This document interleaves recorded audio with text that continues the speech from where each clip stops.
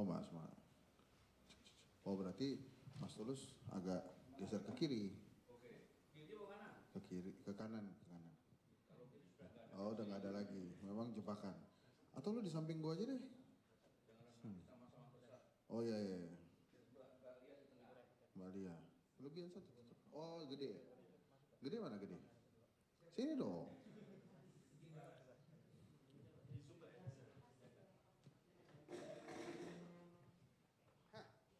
Nah jadi kita mau luncurin hasil survei nih. Ya.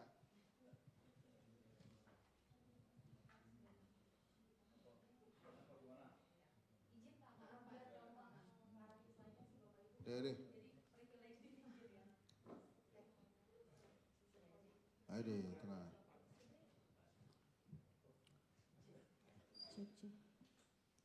Mbak Elisa udah ada ya? Oke. Bismillahirrahmanirrahim. Assalamualaikum warahmatullahi wabarakatuh. Teman-teman semua, hari ini Lembaga Survei Kedai Kopi kembali meluncurkan hasil survei hybrid, ada yang online, ada yang offline. Kemudian seperti biasa kami melibatkan UMKM. Nah, kali ini kita akan bicara tentang ekonomi di 2026, tapi dengan cantolan salah satu fokusnya kelapa. Kenapa kelapa? Banyak nih alasannya. Jadi salah satunya adalah masakan-masakan di Indonesia itu mostly, kalau saya paling suka nasi uduk. Lontong opor. Iya. Apa ya? Jadi itu kami melakukan survei online, nanti Mbak Asma yang akan menjelaskan. Tapi kami sudah kehadiran para pembicara yang luar biasa. Yang pertama dari sebelah kiri adalah Mbak Asma, ya, peneliti kami. Kemudian ada Mas Gede Sandra, sering warawiri ke luar negeri untuk mengamati ekonomi dunia. Kita undang sebagai pakar ekonomi di sini. Dia akan ambil angle tentang bagaimana ekonomi di Indonesia 2026 nanti. Kemudian selanjutnya adalah sahabat saya Mas Tulus Abadi. Mas Tulus lebih dikenal sebagai pejuang perlindungan konsumen. Sekarang punya lembaga namanya Forum Konsumen Berdaya Indonesia. Pakai raya. Indonesia Raya Jaya-Jaya. Nah, kemudian satu lagi sahabat saya yang paling familiar di antara kami semua di sini adalah Mbak Sarah panggilannya. Nama asli Cornelia Agatha, Mbak Lia. Beliau adalah aktivis pembela anak, pembela perempuan, pembela UMKM berdaya, perwakilan emak-emak yang mungkin akan bicara banyak tentang bagaimana concern ibu-ibu terhadap ekonomi Indonesia tahun 2026. Beliau juga Ketua Komisi Pemberdayaan Perlindungan Anak Jakarta dan Komisioner Perlindungan Anak Indonesia. Bu Jabat. Saya agak deg-degan tadi karena harusnya, tapi baik ini pejabat satu ini nggak pakai forrider nggak apa-apa ya. Karena itu ya itu juga BKKN itu. Oh, kalau ketua itu menurut pejabatnya? Dia dapat tujuh juga. Oh iya. Mas Tulusnya baru kenal udah belain aja. Udah kenal lama. Udah kenal lama ya. Penonton setia. Dua. Itu tadi kita ngobrol-ngobrol dan itu menjadi ciri teman dimanapun Anda berada, termasuk wartawan. Nah, baik.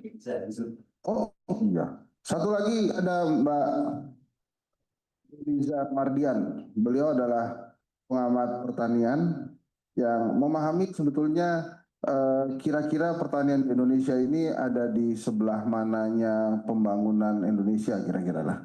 Mbak Eliza. Terima kasih Mbak Eliza ya sudah hadir. Tapi terima kasih atas undangannya. Sama-sama Mbak Eliza. Sekarang berada di mana? Di Jakarta WFH, saya ini udah 8 bulan, jadi mobilitasnya harus udah mulai dikurangin. Oh iya ya, semoga lancar ya. Berarti Mama juga. Oke, terima kasih Mbak Eliza.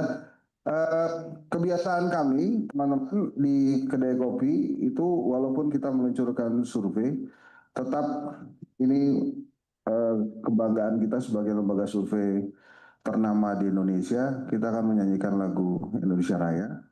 Kemudian baru Mbak Asma akan maparan. Gitu ya Ki. Jadi sekarang kita berdiri ya. Kita mohon berdiri. Nasionalis juga ya. Nggak ada himne kedai kopi segala gitu kan? Mars kedai kopi. Oke, kalau gitu saya akan mempersilahkan Mbak Asma untuk mempresentasikan hasil surveinya. Ini riset ekonomi, survei kondisi kebutuhan kelapa di Indonesia. Jadi sebelumnya teman-teman kalau ingat kita flashback Oktober lalu, kami meluncurkan hasil survei tentang gaya hidup kelas menengah di Indonesia. Nah, hari ini riset ekonomi, survei kondisi kebutuhan kelapa di Indonesia. Tadi saya sudah jelaskan kenapa kelapa, karena cantolannya paling enak untuk masakan, makanan, dan hobi. Ya, silakan Mbak Asma. Ya, terima kasih Pak Henry. Saya ucapkan terima kasih juga kepada Bapak Ibu narasumber yang nanti akan lebih banyak menggali gitu ya temuan dari riset ini. Kalau boleh cerita sedikit aja Pak Henry dan Bapak Ibu narasumber, masalah kelapa ini sebenarnya menurut observasi tim riset kami gitu ya, curhatnya itu paling nggak dari ibu saya udah dari akhir tahun lalu gitu ya. Harganya lumayan naik dari akhir tahun lalu. Dan ibu saya curhat lagi menjelang lebaran memang harganya naik dan waktu itu ditambah agak susah didapat. Nah ternyata, boleh next, saat kami juga menilik karena kita sudah menjelang tahun baru dan di akhir tahun ini sampai awal tahun depan kita banyak hari besar, apakah fenomenanya akan berulang? Pas kita pilih 1 tahun ke belakang gitu ya, kita dapat lihat bahwa dari pemberitaan memang pada saat lebaran kami temukan harga kelapa itu per kilonya bisa sampai 18 sampai 25. Berarti itu kan di bulan April, Maret akhir, awal April. Dan ternyata di tahun ini, sepanjang tahun ini setelah lebaran, salah satu kenapa harganya naik itu karena ada ekspor besar-besaran ke luar negeri gitu ya. Permintaannya memang banyak, makanya banyak diekspor. Dan ini membuat ketersediaan atau pasokan domestiknya itu berkurang. Makanya mungkin berpengaruh terhadap harga dan juga ketersediaan. Nah, kami ingin mengetahui apakah fenomena tersebut hanya dirasakan ibu saya, enggak, apakah juga dirasakan oleh masyarakat Indonesia yang lain. Makanya menurut kami survei ini menarik, apalagi tadi ya momennya tepat nih kalau kita mau melakukan persiapan untuk menghadapi kebutuhan kelapa di tahun depan, kira-kira gitu. Nah, makanya seperti biasa Kedai Kopi Kuat dengan metode survei, kami lakukan survei lah gitu ya ke kelompok masyarakat yang memang menurut kami butuh terhadap kelapa maupun produk olahannya. Jadi kita nggak cuma survei soal kelapa, tapi juga produk olahan dari kelapa. Boleh lanjut Mas Tovan? Kami menargetkan 3 jenis responden ini, ada ibu rumah tangga sebagai konsumen akhir yang memakai gitu ya, kelapa dan produk olahannya.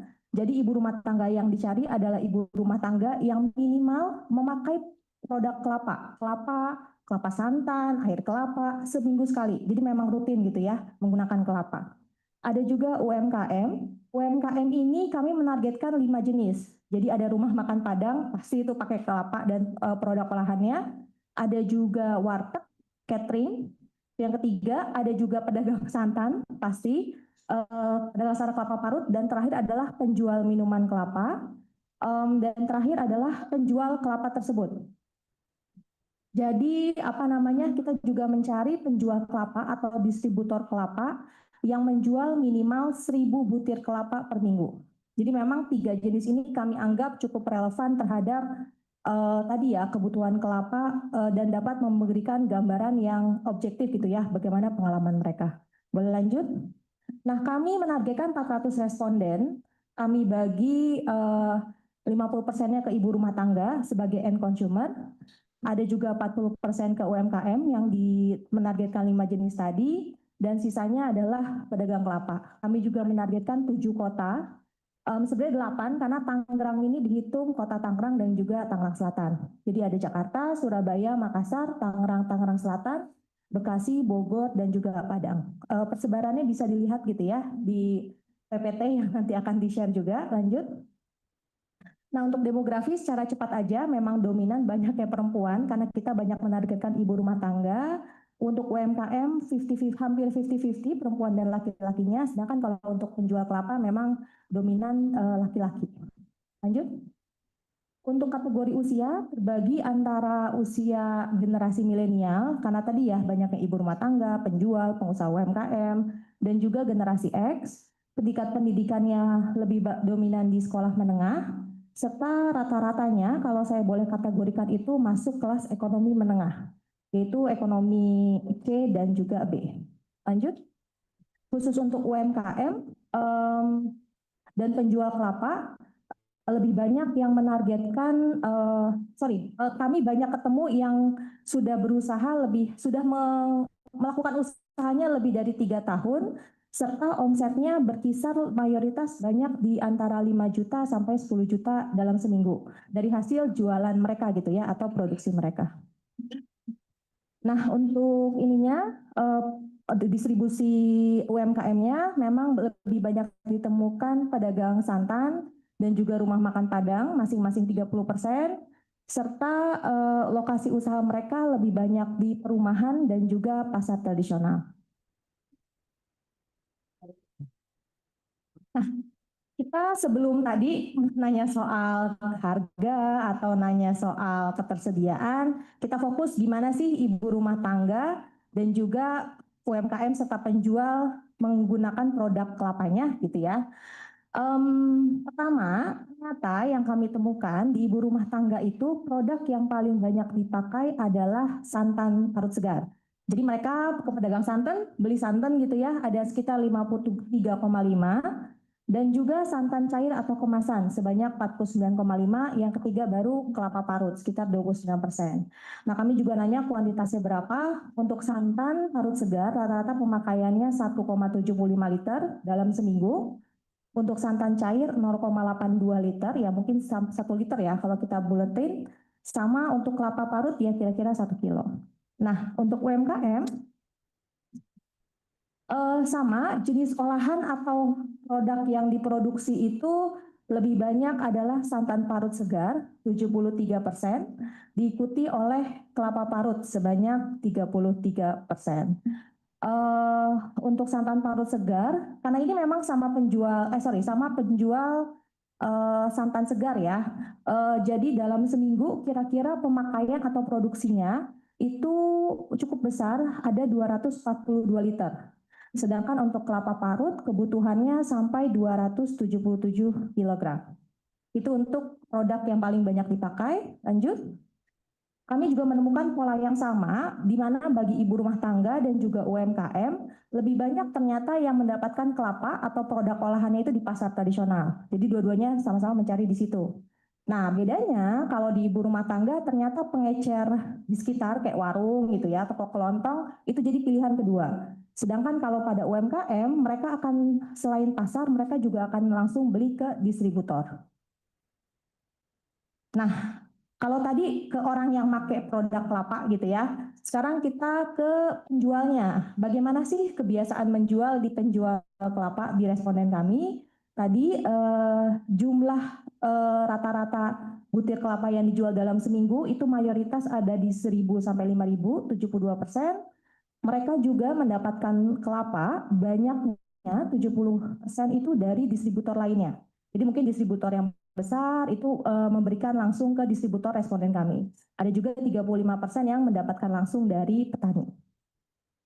Nah, mereka para distributor ini banyak yang menjual di pasar tradisional, ada 67%, Ada juga yang menjualnya ke pengecer langganan, itu 63%.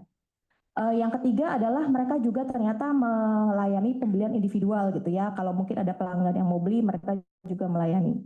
Dan kalau kita lihat, ini terbagi nih. Mereka merestock kelapa itu antara seminggu sekali sampai 3 hari sekali. Jadi ada 3 hari sekali 37,5, sedangkan seminggu sekali 35%. Hal ini membuktikan bahwa memang kebiasaan restock ini membuat kelapa menjadi produk yang cepat sekali gitu ya restocknya, entah karena kebutuhan atau memang karena usia produknya juga yang tidak lama. Nah, baru kita masuk ke topik berikutnya.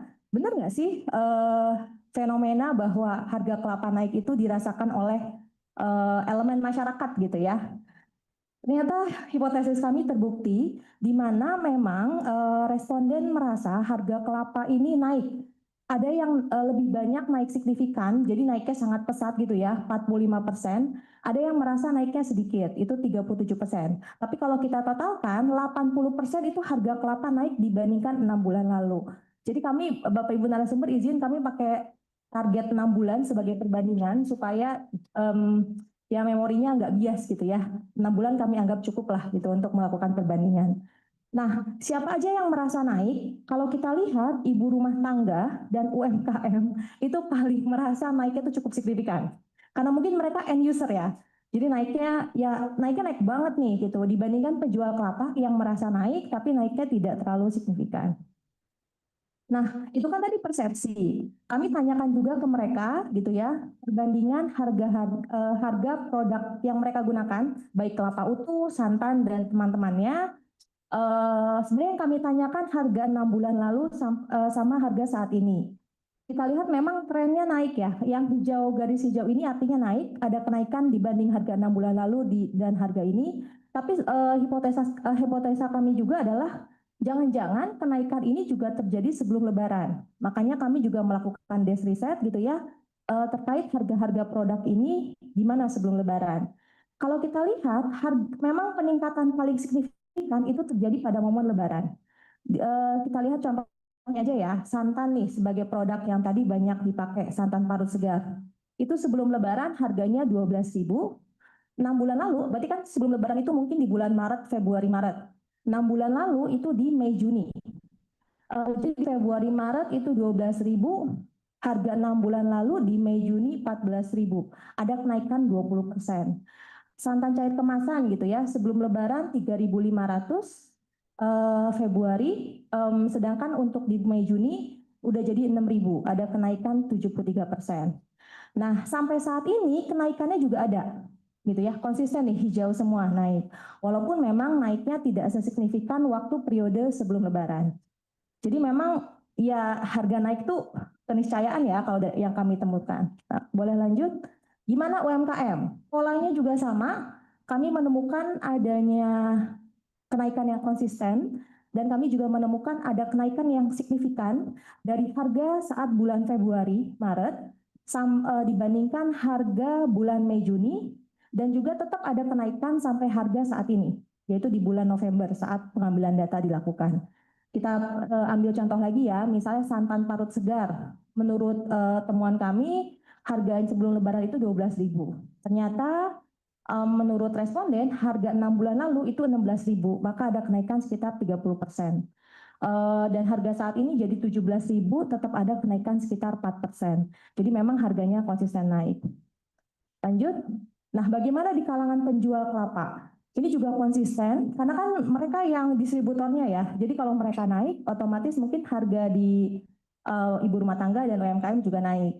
Jadi untuk harga sebelum Lebaran, kami menemukan bahwa harga mereka beli kelapa dari petani atau distributor lainnya itu sekitar 3.500. Di bulan Mei, Juni, mereka beli 7.000. Kalau ini kita nanya nih, data 6 bulan lalu. Dan yang sekarang mereka beli sekitar 8.000. Dan harga beli ini mempengaruhi harga mereka jual pastinya kan, karena kan kita harus dapat untung gitu kan. Harga jual kelapa sebelum Lebaran itu per butirnya 5.000. Harga rata-rata bulan lalu harga rata-rata di Mei, Juni yang kami tanyakan mereka jual udah 11.000. Sedangkan untuk harga saat ini mereka jual masih 11.000 tapi tetap ada kenaikan gitu ya. Jadi kita lihat bahwa dari harga sebelum Lebaran sampai harga setelah Lebaran itu pasti ada kenaikan lebih dari 100%. Sedangkan dan sampai saat ini terus naik walaupun memang tidak signifikan saat Lebaran. Nah, kalau itu soal harga, kami juga nanya soal supply gitu ya, ketersediaan. Jadi kita nanya ke para penjual kelapa, mereka pernah nggak sih mengalami keterlambatan supply gitu. Jadi distributor besar atau petani pernah nggak telat ngirimnya? Ternyata 70% pernah mengalami keterlambatan tersebut. Dan juga bagi para responden yang merasa distribusi kelapa itu nggak lancar, itu mereka merasa karena ada rebutan. Jadi mereka bersama pedagang lain itu rebutan pasokan kelapa. Itu 50%. Ada juga yang merasa karena mungkin ya faktor gagal panen ya, itu 40% bersamaan dengan ada yang punya pengetahuan bahwa permintaan ekspor keluar juga mempengaruhi hal ini.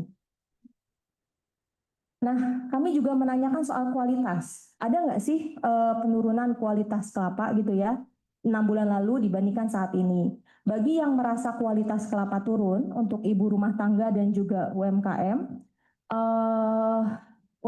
ibu rumah tangga dan juga penjual kelapa, ternyata memang semuanya lebih banyak mengindikasikan ada perubahan kualitas pada ukuran kelapa gitu ya. 56% untuk UMKM dan ibu rumah tangga, serta pada penjual itu juga 63%. Nah, kenapa sih kualitasnya bisa turun? Kira-kira gitu. Kami kan nanya, menurut mereka yang menganggap kualitasnya turun, kira-kira kenapa? Nah, mereka bilang bahwa jangan-jangan kelapanya itu dipanen sebelum waktunya. Jadi setahu saya kelapa itu sekitar membutuhkan 3 bulan. Jangan-jangan sebelum 3 bulan mereka udah panen gitu, kira-kira gitu. Ini cukup dominan karena 75% orang menjawab hal tersebut. Nah, kalau ini kami khusus tanyakan kepada penjual kelapa, kira-kira kenapa sih kelapa bisa dipanen sebelum waktunya? Ternyata 57% dari mereka mempersepsikan bahwa karena ada demand yang besar, maka kelapa terutama demand ekspor gitu ya. Demand dari agen itu maka mereka harus panen sebelum waktunya. Ada juga 45% yang memang karena pengaruh ekspor. Jadi memang demand dari ekspor maupun dalam negeri yang besar membuat para petani mungkin memanen kelapa sebelum waktunya agar kebutuhannya bisa tercapai, volumenya bisa nyampe gitu. Nah, kalau tadi kan udah terbukti ya bahwa memang menurut masyarakat yang membutuhkan, yang memakai produk kelapa ini ada kenaikan harga. Ada juga indikasi penurunan kualitas dan kadang juga terdapat supply. Efeknya apa? Kalau harganya naik, pasokannya kurang ada nih. Bagi ibu rumah tangga, nggak mau ke ekonomi, Bapak Ibu, Mas Mbak wartawan. Jadi pengeluaran rumah tangganya untuk makanan meningkat. Ini dominan 60% menjawab hal tersebut. Nah mau nggak mau, mungkin bagi ibu gitu ya, yang harus berpikir, aduh pengeluaran saya naik gitu ya, gaji suami tetap dalam setahun, apa yang harus saya lakukan? Mau nggak mau ya dia mengurangi jumlah santan yang digunakan, atau ya udah deh nggak usah masak opor sering-sering, kasarnya gitu. Jadi mengurangi frekuensi memasak makanan yang bersantan. Lanjut. Nah, karena beban kebutuhan makanan naik, mereka terpaksa harus mengurangi pembelian kebutuhan lain. Jadi mereka mungkin harus mengurangi belanja, harus mengurangi kebutuhan pokok juga, mungkin air, listrik, segala macam. Gitu ya. Jadi beban ekonomi itu terasa bagi ibu rumah tangga yang menganggap memang anggaran rumah tangganya meningkat. Dan bagi ibu yang mengurangi penggunaan kelapa, memang alasan utamanya 80% karena harganya naik signifikan. Gitu ya. Boleh lanjut? Nah, itu untuk ibu. Bagaimana kalau UMKM? UMKM itu menurut saya pengaruhnya jadi dua sisi. Dari sisi operasional, paling banyak mereka merasa ada efek dalam kenaikan biaya modal. Itu 74%, diikuti oleh kenaikan biaya operasional 40%. Akhirnya mau nggak mau mereka jadi menaikkan harga jual produknya 25%. Gitu ya, itu dari sisi produksinya. Lanjut. Nah, kami pengen tahu berapa sih kira-kira kenaikan modalnya gitu. Jadi kami nanya modalnya 6 bulan lalu berapa, modalnya saat ini berapa gitu ya. Terus kami hitunglah pakai rumus matematika yang tadi sudah ditampilkan. Kalau kita lihat polanya, Gara-gara kenaikan harga ini, modal UMKM itu naik sekitar 31%. Sedangkan biaya operasionalnya naik sekitar 34%, sehingga mau nggak mau mereka menjual, harga jualnya jadi naik sekitar 26%. Oke, konkretnya gimana? Lanjut, Sopan. Nah, ini harga jual. Jadi kita telaah berdasarkan jenis UMKM ya. Saya kasih contoh, paling besar memang catering. Jadi kami tanyakan harga per porsinya 6 bulan lalu berapa, harga bulan ini berapa, kira-kira gitu. Untuk catering ada kenaikan sampai 50%, jadi rata-rata mungkin mereka jual 45.000, sekarang mereka jual di 68.000 per porsinya. Bagi yang suka nasi Padang, kenapa naik? Ya mungkin gara-gara ini, salah satu faktornya ya. Karena 6 bulan lalu bisa dijual harga 15.000, 14.750 lebih tepatnya. Sekarang naik 17.000 gitu. Jadi memang kami temukan ada kenaikan yang konsisten gitu ya antara harga produk kelapa atau kelapa utuh atau santan dan segala macam terhadap harga jual di pedagang UMKM, di pengusaha UMKM. Nah, tadi kan ada pengaruh ke operasionalnya. Mau nggak mau efek kedua ngaruh ke keuntungannya juga. Jadi 86% UMKM setuju bahwa kenaikan harga kelapa ini berpengaruh ke keuntungan mereka. Mau nggak mau jadi berkurang. Dan yang paling terdampak, kalau kita lihat persentasenya, sebenarnya semuanya terdampak ya. Tapi yang paling terdampak, yang paling banyak bilang berpengaruh itu adalah catering, rumah makan Padang, sama pedagang santan parut gitu ya. Ini cukup dominan 80% ke atas. Itu untuk UMKM. Kami juga menanyakan hal yang sama ke penjual kelapa utuh, kelapa bulat. Mereka juga curhat ya, ditemukan pola indikasi yang sama. Jadi pada penjual kelapa utuh ada biaya modal yang naik 78%, operasionalnya naik 50%, dan keuntungan mereka juga berkurang 34%. Nah, mau nggak mau dengan naiknya harga kelapa, 60% dari penjual kelapa bulat merasa penjualannya turun. Dan 85% merasa kenaikan harga kelapa dan produknya ini berpengaruh terhadap keuntungan mereka.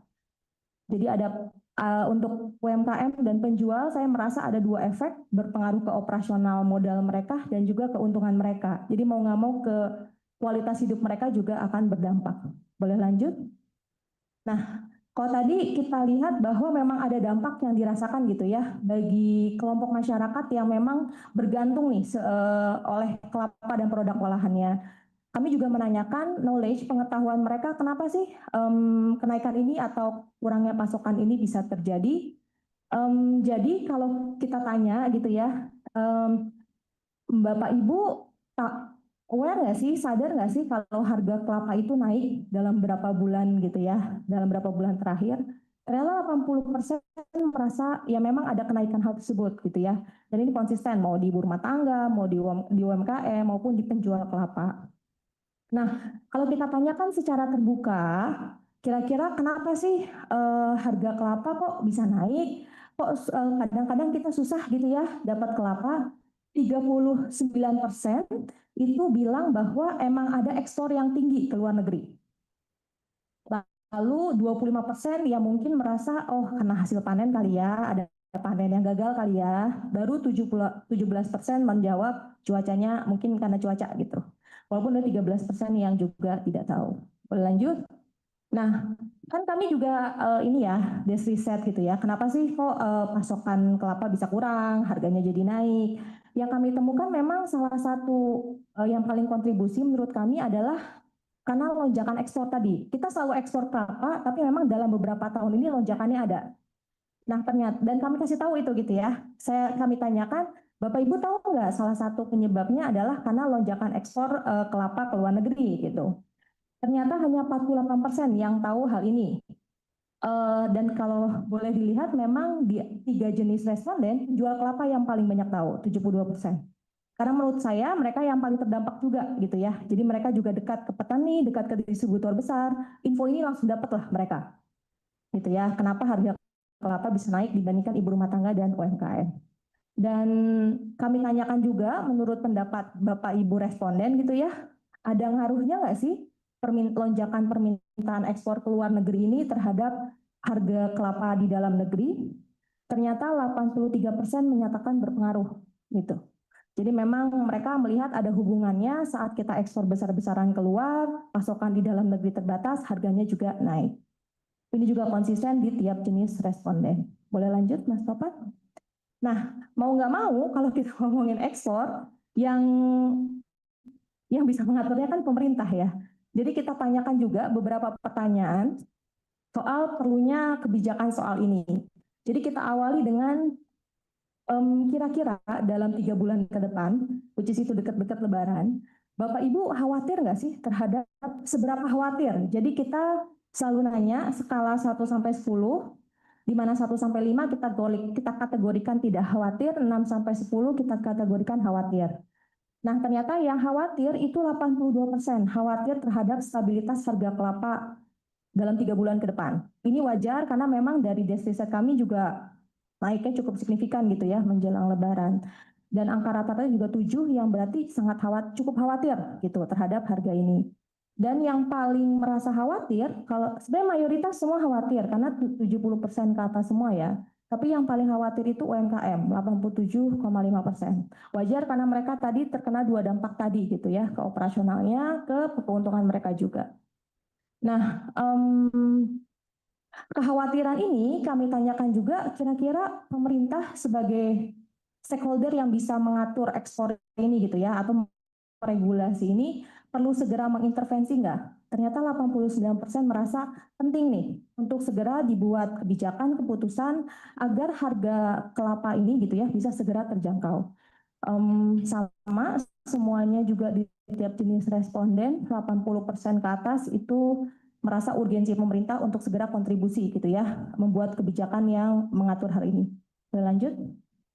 Nah, di sebelah kanan ini analisis secara total, di sebelah kiri analisis berdasarkan penjual kelapa. Jadi kalau kita lihat secara total, kita tanya kira-kira kebijakan atau regulasi apa yang harus segera dilakukan untuk supaya harga kelapa bisa stabil, pasokannya juga ada gitu ya.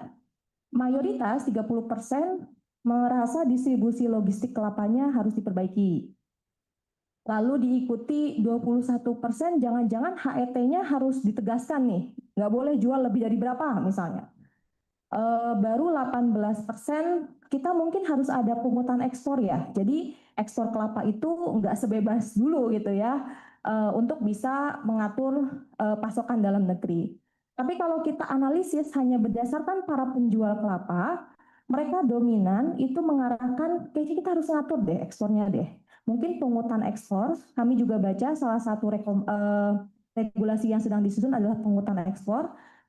Bagi para penjual kelapa, jangan-jangan pungutan ekspor ini jadi salah satu regulasi yang bisa dilakukan untuk bisa memastikan pasokan dalam negeri. Lanjut. Nah, kami juga menanyakan ke responden gitu ya, seberapa tahu sih responden ini terhadap kebijakan ekspor kelapa di Indonesia. Bagaimana sih status Indonesia gitu ya, siapa yang bisa ekspor, siapa yang bisa impor, segala macam. Kalau kita lihat sebenarnya yang coklat tua itu tahu, yang coklat muda itu tidak tahu. Kita lihat bahwa yang tahu itu sebenarnya nggak banyak-banyak banget. Untuk kita lihat responden secara keseluruhan ya, ibu rumah tangga, UMKM, dan penjual kelapa. Mayoritas 59% mereka tahu kalau Indonesia merupakan produsen kelapa terbesar di dunia. Nah, terus 43% juga tahu bahwa Indonesia adalah satu-satunya negara yang dapat mengekspor kelapa bulat negeri. Jadi memang kita tidak ada peraturan khusus lah yang mengatur gimana sih harus ekspor kelapa bulat dibandingkan negara lain. Nah, tapi persentase ini berkurang karena kalau kita tanyakan, Bapak Ibu tahu nggak sih kalau stok dalam negeri kosong, kita tuh mungkin nggak bisa impor loh ke luar negeri. Karena di luar negeri ada pembatasan juga regulasi untuk ekspor kelapa bulat. Jadi ya kalau dalam negeri kosong, karena dijual semua keluar, ya kita kosong aja gitu. Nah, mereka yang tahu hanya 22,5. Lalu kita tanyakan, Bapak Ibu tahu nggak sih dibandingkan produk lain gitu ya, seperti mungkin sawit, coklat, atau kopi, Kalau kita ekspor kelapa itu nggak ada biaya, nggak ada pungutan lain gitu ya. Istilahnya negara sebagai institusi nggak mendapat keuntungan tambahan. Itu hanya 13% yang tahu. Dan makin kecil karena tadi kami baca pungutan ekspor adalah salah satu rencana kebijakan yang mungkin akan diputuskan segera gitu ya dalam menjaga pasokan domestik ini. Mereka yang tahu hanya 12%. Jadi soal awareness kebijakan ini mereka di para responden ini tidak banyak yang tahu pada dasarnya itu. Nah, kami akhirnya menjelaskan ke mereka bahwa Bapak Ibu, pemerintah nih ya dalam usaha untuk menjaga kebutuhan di dalam negeri, rencananya mungkin ada pungutan ekspor, di mana pungutan ekspor ini setiap kelapa yang diekspor mungkin akan kena tarif. Gitu. Tapi pada dasarnya supaya pasokan negeri stabil dan juga harganya jadi lebih terjangkau. Kira-kira kalau ada kebijakan seperti itu, Bapak Ibu setuju nggak? Seberapa setuju? Lagi-lagi kami pakai skala, jadi 1 sampai 10, 1 sampai 5 artinya tidak setuju, 6 sampai 10 itu setuju. 78% Bapak Ibu responden dari ibu rumah tangga, UMKM dan penjual ini merasa setuju. Jadi memang 78% merasa perlu nih ada kebijakan pungutan ekspor dalam menjaga pasokan kelapa. Dan juga yang setuju kalau kita lihat berdasarkan jenisnya juga cukup konsisten ya, 70% ke atas itu setuju. Lanjut. Nah, kenapa mereka setuju? Bagi yang setuju merasa bahwa kebijakan ini dapat menstabilkan harga kelapa, jadi harga kelapanya akan lebih terjangkau, dan mungkin nggak akan naik lagi gitu ya, dan juga menstabilkan stok pasokan kelapa bulat di dalam negeri, 46%. Nah, akan lebih baik lagi jika kalau misalnya ada kebijakan ekspor tertentu seperti pungutan ekspor, keuntungan dari tarif tersebut bisa dikembalikan ke stakeholder yang ada di dalam produsen atau produksi kelapa dan produknya. Yaitu misalnya boleh dong nanti hasil dari keuntungan ekspor ada program buat UMKM, pemberian modal kah gitu ya, atau misalnya penguatan UMKM untuk hilirisasi dari produk kelapa. Selanjutnya adalah juga jangan-jangan juga boleh loh diberikan untuk petani gitu ya, entah rehabilitasi, entah peremajaan, entah bantuan modal gitu. Jadi memang keuntungannya lagi-lagi dikembalikan untuk kesejahteraan stakeholder di produksi kelapa. Lanjut.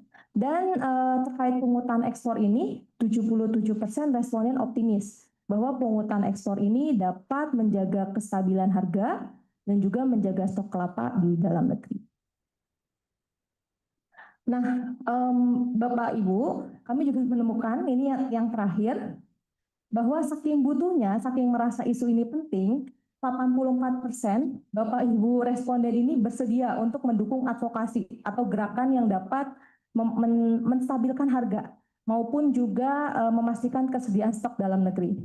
Jadi mungkin kalau ini nggak segera diambil gitu ya kebijakan atau keputusan yang tepat, ya tadi akan ada keluhan-keluhan lain nih terkait dengan ketersediaan maupun harga kelapa yang tidak terjangkau gitu. Nah, ini temuan terakhir. Jadi berdasarkan temuan kami, ada beberapa hal yang mungkin kita bisa simpulkan maupun rekomendasikan, nanti bisa dielaborasi oleh Bapak Ibu narasumber gitu ya. Pertama, responden tahu kok gitu ya, bahwa kenaikan harga kelapa semuanya juga merasa naik, konsisten ini diakibatkan oleh permintaan ekspor kelapa yang cukup tinggi keluar. Dan akibatnya itu mempengaruhi beban ekonomi mereka, di mana untuk penjual dan UMKM beban ekonominya dua, bukan hanya untuk pribadi mereka tapi juga untuk usaha mereka. Nah, ada loh kekhawatiran masyarakat yang nyata, terutama untuk harga kelapa dalam 3 bulan ke depan. Kita tahu 3 bulan lagi mungkin lebaran gitu ya, yang paling banyak demand kelapa, maka diharapkan pemerintah segera nih siap-siap. Jangan sampai kejadian pas udah Ramadan baru diambil keputusannya. Jangan stok kelapanya habis gitu. Nah, makanya dari sekarang kita harus persiapkan nih apa yang harus dilakukan oleh pemerintah dan stakeholder untuk dapat menjamin harga serta ketersediaan stok dalam negeri. Kalau menurut survei kami, beberapa kebijakan yang bisa diambil adalah satu, distribusi logistik kelapanya diperbaiki. Jadi jangan sampai rantai distribusinya justru membebani harga. Jadi buat semurah mungkin sehingga harganya bisa lebih nggak membebani lah harga jual kelapa dan produknya. Kedua, mengawasi berlakunya HET. Kami tahu HET itu ada, tapi mungkin pengawasannya kurang. Maka untuk oknum-oknum lah ya, yang tadi bisa menjual di luar jauh di atas harga eceran tertinggi karena memang barangnya langka, itu bisa ditindak tegas. Yang terakhir ya tadi, karena memang salah satu penyebab utamanya adalah adanya ekspor keluar, perlu nih segera kita membuat regulasi yang mengatur ekspor tersebut. Salah satunya adalah mungkin pungutan ekspor. Ada mungkin pilihan regulasi lain yang kami belum eksplorasi gitu ya, tapi regulasi soal ekspor ini mungkin perlu segera dikeluarkan dalam memastikan stok domestik dulu. Apalagi jika keuntungannya hasil regulasi ekspor ini bisa dimanfaatkan juga untuk stakeholder dalam produksi kelapa dan produknya gitu ya, seperti UMKM atau petani. Mungkin itu yang bisa saya sampaikan. Semoga ini juga bisa jadi masukan buat para pengambil kebijakan di atas. Saya persilakan untuk saya kembalikan ke Pak Henry dan untuk dielaborasi oleh Bapak Ibu narasumber. Terima kasih.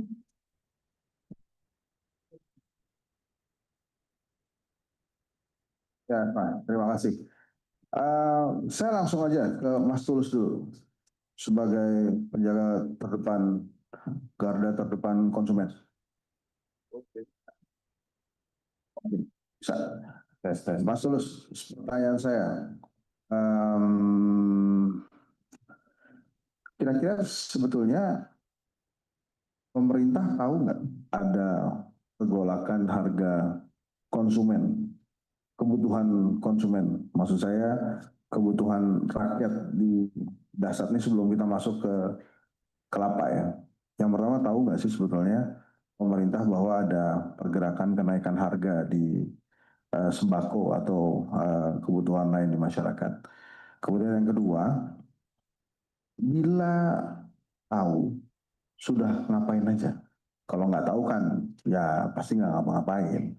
Jadi saya tanya kalau tahu ini udah ngapain aja kira-kira. Silakan Mas Gus. Ya, terima kasih Bang Hensat. Ya, teman-teman semua, Assalamualaikum warahmatullahi wabarakatuh. Semangat lagi. Ya, saya Tulus Abadi sebagai kalau secara struktural saya sebagai Ketua Forum Konsumen Budaya Indonesia (FKBI). Jangan salah menulis yang dulu ya, nanti keliru lagi. Sana kaget nanti. Jadi apa? FKBI. FKBI, Forum Komunikasi Forum Konsumen Berdaya Indonesia. Forum Konsumen Berdaya. Kan konsumen, wakili konsumen Ya, kan. Forum Konsumen Berdaya Indonesia. Nah, terkait pertama saya mengapresiasi yang telah dilakukan Kedai Kopi untuk melakukan survei ini. Ini saya kira satu survei yang sangat membumi. Jadi bukan hanya survei politik saja, tapi ini survei yang langsung mengena kepada kebutuhan dasar masyarakat dalam harga pangan ya, karena kelapa ini kan salah satu komoditas pangan ya, walaupun komoditas pangan tidak terlepas dari kebijakan politik ya, itu saya kira satu hal yang tidak bisa dipisahkan.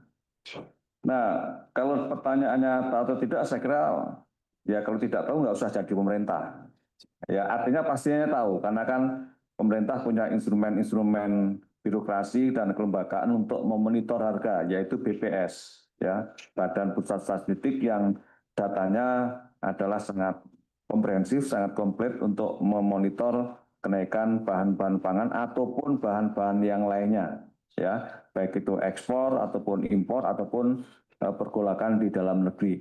Jadi saya kira pemerintah tahu mungkin, tetapi ya pura-pura tidak tahu atau ada proses pembiaran. Nah, kalau tadi dari survei kan terlihat nampaknya yang menjadi tersangka terhadap kenaikan harga kelapa itu kan dua indikator ya, ataupun mungkin tiga. Pertama soal ekspor, ya karena di Cina memang sedang permintaannya tinggi, ya, dan di Cina pinter ya, kelapa bukan hanya untuk santan saja, untuk masak saja, tapi untuk komoditas-komoditas ataupun hilirisasi yang lebih produktif.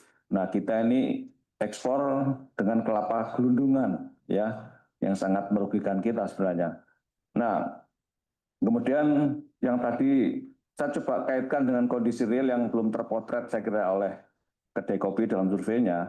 Dugaan saya kenaikan harga kelapa ini karena faktor program MBG, ya, makan bergizi gratis. Ingat, saat ini MBG kan menyedot kebutuhan pangan yang sangat tinggi, yang saat ini di seluruh Indonesia sudah terdapat 15.000 lebih SPBG, ya, dengan target tahun ini 44 juta anak yang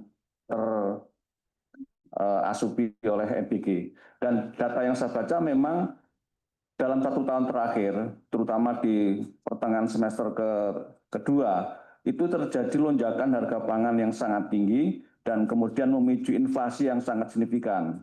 Di daerah-daerah inflasinya itu rata-rata mencapai di atas 6%, jadi di atas inflasi nasional. Pemicunya apa? MBG. Ya, karena MBG ini kan kebutuhan telurnya sangat tinggi, kebutuhan ayam sangat tinggi, daging, sayur mayur, dan tentu termasuk kelapa. Gitu. Nah, artinya apa? Selain ekspor, MBG, dan juga mungkin gagal panen, cuaca, dan segala macam, itulah yang tidak dimitigasi oleh pemerintah. Ya, harusnya ketika kebutuhan naik, ya resiko secara hukum ekonomi mestinya produksinya naik. Ya, apakah memacu panen ataupun mungkin impor untuk memenuhi itu. Ya, jadi inilah yang saya kira salah satu poin signifikan di dalam gejolak harga pangan, salah satunya kelapa. Kelapa itu ya sangat penting, ya jangankan kelapa, jengkol pun ketika harganya naik, emak-emak komplain kan, kita semua komplain, padahal jengkol sangat spesifik, ya.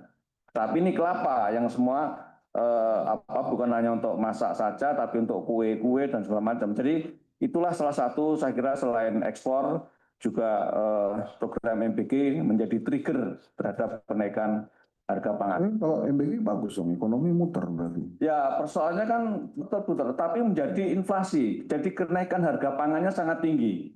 Ya, kenaikan inflasi yang tinggi itu salah satu pemicunya adalah kenaikan komoditas harga pangan. Harga komoditas pangan. Ya, saat ini kan harga naik, telur ayam naik, daging naik, sayur-sayur naik. Karena apa? Karena semua lari tersedot untuk kebutuhan MBG tadi. Ya, jadi kadang-kadang paradoks ya, pemerintah memasok satu porsi MBG kepada anak-anak kita gratis, tetapi kemudian terdampak terhadap masalah dapur rumah tangga karena kemudian orang tuanya dan mamanya harus mengeluarkan kocek yang lebih tinggi karena harga pangannya naik. Salah satunya kelapa, ya. Tentu ada kelapa, ada daging dan segala macam yang mesti intervensi pemerintah supaya tidak bergejolak. Ya tentu saja. Dalam konteks komoditas yang ada, sebenarnya hukum pasarnya kan ketika permintaan naik ya suplainya juga harus naik. Gitu. Nah dalam kaitannya survei ini saya kira yang harus dilakukan adalah selain tadi pungutan ekspor, ya saya kira saya analogkan dengan komoditas yang lebih juga strategis seperti batu bara dan sawit. Itu kan ada yang namanya DMO, Domestic Market Obligation. Ya, jadi DMO itu apa? Ya pemerintah harus memprioritaskan dan mengalokasikan untuk kebutuhan nasionalnya berapa dulu. Nah, kebutuhan nasional itulah yang harus diprioritaskan lebih dulu, jangan langsung ke ekspor. Ya, untuk aspal ekspor kalau kemudian di daerah, di lokal berdarah-darah gitu. DMO-nya berapa? Misal 25% ya di hedging atau 25%. Penuhi dulu kebutuhan lokal, kebutuhan nasional, baru bicara soal ekspor. Karena ini masalah pangan, masalah perut ya. Gitu. Dan selain di DMO tadi ya, Domestic Market Obligation, itu tadi juga disebut oleh juga Mbak Asma. Dan juga Pak Wapres sering mengatakan itu ya. Pak Wapres. Wapres yang mana ini? Ya, Pak Wapres sering mengatakan hilirisasi. Ya, ya kalau mau ekspor ya hilirisasi, jangan ekspor gelundungan ya. Tapi silakan diekspor, tapi produk-produk yang lebih jadilah. Jangan kelapa gelundungan diekspor dan kemudian menguntungkan negara lain. Nanti di Cina diekspor ke Cina kan. Nanti dari produk Cina masuk ke kita lagi itu. Ya kan konyol itu. Kita membeli bahan baku hilirisasi produk kelapa yang notabene kelapanya dari kita. Ya sama ketika kita beli coklat ya dari Swiss dari mana itu bahan bakunya dari kita. Ya kokoa. Nah itulah yang saya kira pemerintah kalau memang itu konsisten dengan hilirisasi ya sekarang salah satu yang harus dihilirisasi adalah kelapa. Ya, jangan menyan saja. Menyan enggak? Hilirisasi menyan ya. Ya, jadi kelapa itu lebih penting ya, lebih penting agar itu bisa memasuk kebutuhan dasar masyarakat karena pangan adalah kebutuhan dasar dan itu menjadi hak asasi warga kita semua karena pangan adalah komoditas dasar. Jadi dua hal itu saya kira selain soal pungutan ekspor adalah juga harus ada kebijakan DMO ya dan juga hilirisasi agar tidak terjadi gejolak harga bahan pangan khususnya kelapa dan apalagi tadi di survei juga menyinggung soal sebentar lagi Lebaran, kalau Nataru sudah di penpata ya, tapi Lebaran itu jauh lebih tinggi kebutuhannya sehingga pemerintah harus betul-betul mengintervensi dengan kebijakan baik dari hulu sampai hilir sehingga tidak semakin terjadi inflasi yang tinggi di tengah masyarakat. Karena ketika inflasi tinggi, daya beli tergerus dan kemudian itu mengancam kualitas bahan pangan, mengancam kesehatan masyarakat dan juga mengancam anak-anak khususnya karena kemudian bahan pangan yang disajikan oleh orang tuanya menurun. Ya, silakan langsung ini aja nih.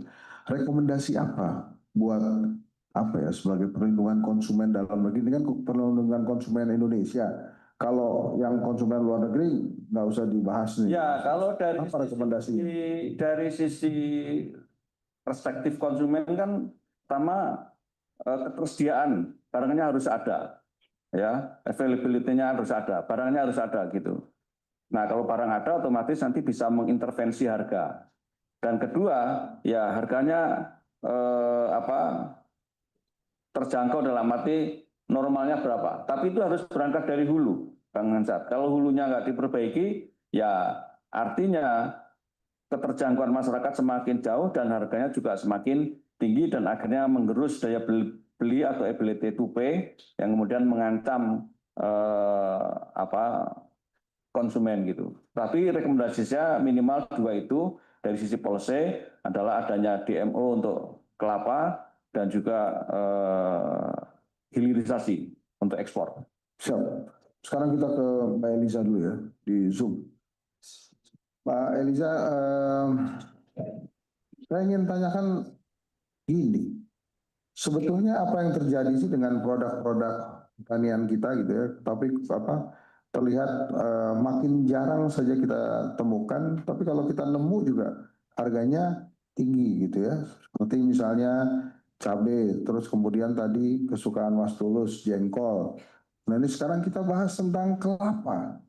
Sebetulnya apa yang terjadi dengan produk-produk pertanian kita sampai kemudian kok di dalam negeri harganya naik? Padahal kan kita tanahnya subur, bukan?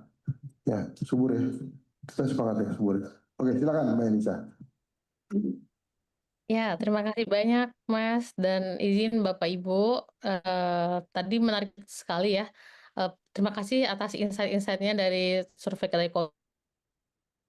Risetnya membumi dan betul-betul menyuarakan suara hati masyarakat gitu.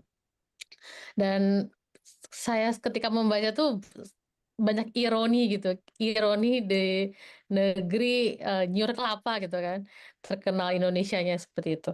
Dan setiap komoditas di Indonesia itu berbeda persoalannya. Misalkan untuk kelapa, kita itu nggak kekurangan volume kelapa sebetulnya. Karena kalau misalkan kita lihat, yang kita produksi itu sekitar 2,8 juta tonan. Yang kita ekspor itu 2,4 jutanya. Jadi itu sisanya untuk konsumsi dalam negeri gitu. Jadi betapa banyaknya yang kita ekspor itu hampir 80% lebih kan berarti yang kita ekspor. Nah, sehingga amat sangat menjadi wajar gitu ketika di dalam negeri kesulitan gitu kan. Karena memang mayoritas kita ekspor. Seperti hanya sawit di Indonesia. Sawit itu kan hampir 60%-nya kita ekspor kan. Nah, sisanya itu di dalam negeri gitu. Jadi memang persoalannya seperti itu. Jadi kita nggak kekurangan volume sekali lagi, tapi kita kurang kebijakan yang melindungi pasar domestik dan adanya tekanan demand dari eksternal, terutama dari China gitu kan. Itu yang menyebabkan para penjual kelapa di Indonesia ini lebih tertarik untuk menjualnya keluar karena harganya relatif tinggi dibandingkan dengan kita harus menjualnya hanya di dalam negeri. Dan ketiadaan tadi regulasi pungutan ekspor segala macam. Jadi kita produsen kelapa pertama di dunia, terus juga kita eksportir terbesar juga, tapi masyarakatnya kekurangan kelapa gitu. Dan negara nggak dapat apa-apa, karena kan nggak ada pungutan bea keluar tadi kan. Nah, jadi yang diuntungkan siapa? Eksportir. Nah, kita lihat yang memproduksi kelapa di Indonesia itu 98% itu adalah masyarakat, yang mana skalanya kecil-kecil. Dan ini nggak ada datanya gitu. Nah, sisanya itu perkebunan swasta sama negara. Berarti memang karakteristik pasar pertanian kita itu kan oligopolistik ya. Hampir semua komoditas seperti itu. Sehingga asimetris informasi itu tuh amat sangat menjadi barrier untuk kita gitu. Jadi kadang supply tidak mencerminkan harganya gitu kan. Nah, dan para petani kelapa ini kan mereka menjualnya ke tengkulak segala macam. Terus nanti dari tengkulak baru ke eksportir gitu. Jadi memang rantai distribusinya ini yang relatif panjang, dan ini nggak ada nih kita data untuk nge-tracking berapa yang ada di middleman ini. Karena persoalan pertanian kita tuh adanya middleman ini yang menjauhkan estimasi informasi sehingga harga tidak mencerminkan supply sesungguhnya. Dan ini juga kita kayak ini lagi ya, fenomena Dutch disease lokal gitu kan. Jadi petani distributor tuh lebih memilih menjual ke luar negeri karena harganya lebih tinggi. Nah, sementara pasokan di dalam negeri ini berkurang gitu kan. Nah, sehingga harga domestik terkerek. Nah, dampaknya masyarakat yang terkena kan, UMKM terus segala macam, sampai mereka harus mengurangi belanja untuk hal lain karena untuk membeli kelapa, dan UMKM nambah modal gitu kan, seperti hasil survei yang disampaikan oleh Mbak Asma tadi. Jadi memang amat sangat banyak ironi di Indonesia gitu kan. Dan tadi juga terkait dengan panen prematur itu kan adalah bentuk respon ekonomi rasional ya kalau kita pandang dari situ, karena ketika harga tinggi ya mereka ingin buru-buru ngejual gitu. Walaupun dengan kondisinya masih kecil segala macam. Jadi ya itulah ironi-ironi yang kita hadapi saat ini. Dan saya tadi cek di Trademap ya, salah satu buat tracking ekspor kita dari Q1 sampai Q3 2025 ini itu udah setara hampir 1 tahun ekspor kita sepanjang 2024 kemarin. Jadi ada kemungkinan nanti ke depan ekspor kita lebih dibandingkan dengan 2024 kemarin gitu. Nah, ini bisa mengerek harga. Nah, ini masyarakat kasihan di tengah pelemahan daya beli, terus juga stagnasi pendapatan gaji gitu ya. Karena kan gaji kita nggak seimbang nih dengan tingkat inflasinya. Nah, sehingga daya beli mereka tergerus. Nah, pada akhirnya masyarakat kita semakin terbebani karena untuk membeli tadi bahan-bahan baku yang bersantan ya. Karena lagi mau lebaran sebentar lagi. Ini kan kayak ketupat, opor gitu, gulai segala macam itu kan udah pasti jadi makanan utama dalam lebaran kita nih gitu. Nah, ini yang harus diwaspadai karena ekspor kita makin melonjak aja nih gitu. Nah, makanya regulasi tadi pungutan ekspor segala macam itu harus segera diterbitkan, karena kalau misalkan ini masih belum juga diterbitkan, nanti dampaknya ke masyarakat yang semakin terbebani, termasuk juga para UMKM kita gitu. Ya gitu. Jadi memang begitu banyak ironi di Indonesia. Dan terkait dengan, tapi ada yang menarik sih. Jadi kalau dibaca telusuri ya, ini data di Kementan versus ekspor di Kementan versus yang tadi Trademap gitu, yang tercatat di Trademap itu beda datanya gitu. Jadi yang tercatat di Trademap itu sekitar 1,2 juta ton, sementara yang kita klaim, yang kita ekspor itu 2,4 juta ton. Nah, setengahnya lagi kemana tuh gitu? Kok nggak bisa tercatat di negara importir itu? Nah, berarti kan entah ada dokumen atau mungkin ilegal atau seperti apa. Nah, ini juga perlu ditelusuri. kok nggak match nih gitu datanya gitu kan. Jadi, nah itu juga harus ditelusurin. Ya, mungkin terkait rekomendasi ya. Pertama, pungutan ekspor itu harus, karena apalagi juga kan, dijustifikasi ya, 78%-nya tadi setuju gitu kan, pungutan ekspor. Karena salah satu cara untuk mengatur, flow ekspor, kelapa kita biar nggak banyak keluar ya, kita pungut. Nah, nanti pungutan itu bisa kita gunakan untuk peremajaan kebun kelapa, karena, hampir 12% perkebunan kelapa kita itu tanamannya sudah tidak menghasilkan, sudah rusak. Nah, jadi ini kan bisa memberikan benefit juga untuk para petani kelapa kita di tengah penurunan luasan areal dan juga penurunan produktivitas. Jadi produktivitas kita itu masih sangat rendah sih eh, di bawah apa ya, optimalnya gitu kan, hampir setengahnya gitu. Jadi masih ada ruang untuk dioptimalkan lagi. Dan yang kedua itu terkait DMO. Jadi memang harus, kayak minyak, berarti kan kayak minyak goreng ya, jadi ada DMO, jadi memang harus ada jaminan untuk bisa memasok, pasokan domestik sebelum ke ekspor.